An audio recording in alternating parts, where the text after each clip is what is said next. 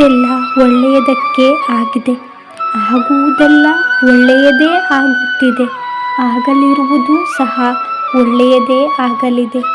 ರೋಧಿಸಲು ನೀನೇನು ಕಳೆದುಕೊಂಡಿರುವೆ? ಕಳೆದುಕೊಳ್ಳಲು ನೀನು ತರುವುದಾದರೂ ಏನು? ನಾಶವಾಗಲು ನೀನು ಮಾಡಿರುವುದಾದರೂ ಏನು? ನೀನೇನು ಪಡೆದಿದ್ದರೂ ಅದನ್ನು ಇಲ್ಲದಿದ್ದಲ್ಲಿ ಪಡೆದಿರುವೆ.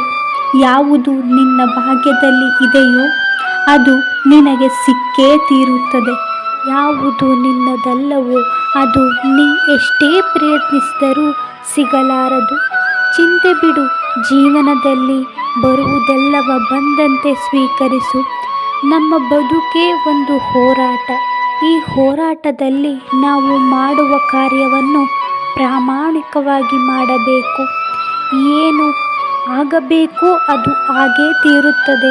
ಅದನ್ನು ತಡೆಯಲು ನಮ್ಮಿಂದ ಸಾಧ್ಯವಿಲ್ಲ. ಸತ್ಯದ ದಾರಿಯಲ್ಲಿ ಹೋಗು.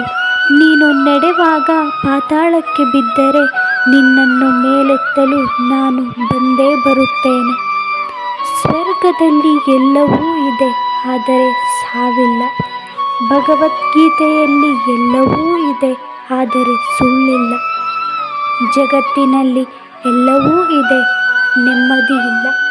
ಇವತ್ತಿನ ಎಲ್ಲ ಮಾನವರಲ್ಲಿ ಎಲ್ಲವೂ ಇದೆ, ಆದರೆ ಶಾಂತಿ ಇಲ್ಲ.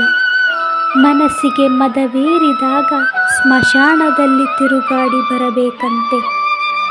ಏಕೆಂದರೆ ಅಲ್ಲಿ ನಾನು ನನ್ನಿಂದಲೇ ಎಂದು ಹೇಳಿದ ಎಷ್ಟು ಜನ ಮಣ್ಣಾಗಿರುವವರು ಕಾಣಸಿಗುತ್ತಾರೆ.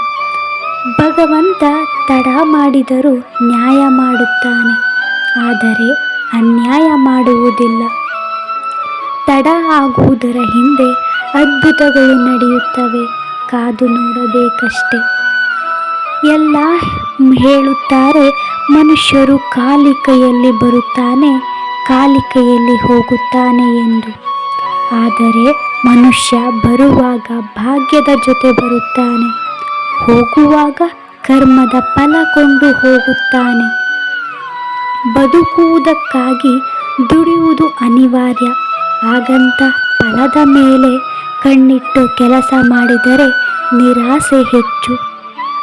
ಕೆಲಸವನ್ನು ಶ್ರದ್ಧೆಯಿಂದ ಪ್ರೀತಿಯಿಂದ ಮಾಡಿದರೆ ಫಲ ಇಂದಲ್ಲ ನಾಳೆ ದೊರಕುತ್ತದೆ. Thank you for watching video.